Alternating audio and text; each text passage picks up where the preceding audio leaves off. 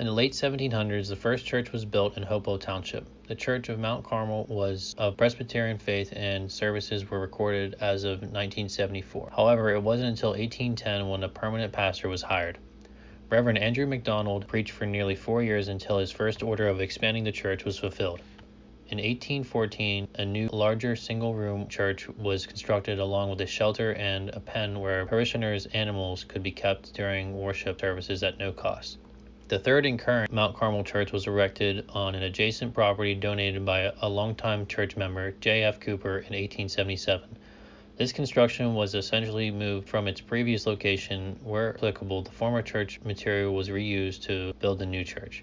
The property where the former church stood was transformed into First Mount Carmel Cemetery later that year, adding to the smaller plot of land that served as the original church's cemetery. Time took a toll on the cemetery, with some tombstones dating back to the early 1700s. It's really no surprise. Through the overgrown fenced-in entrance, past a cluster of unkept trees, lay the tombstones to Mount Carmel Cemetery.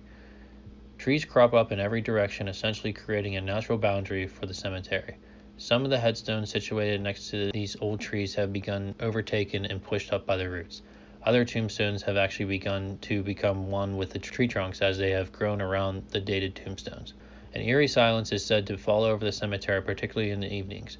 Visitors to the graveyard have reported some oddities such as light anomalies, voices, randomly moving cold spots, and mist forming from nowhere. One legend claims that a face can be seen on the tombstone of John Irwin, and cold hands are said to reach out from nearby tombstones, pushing unwelcome guests away.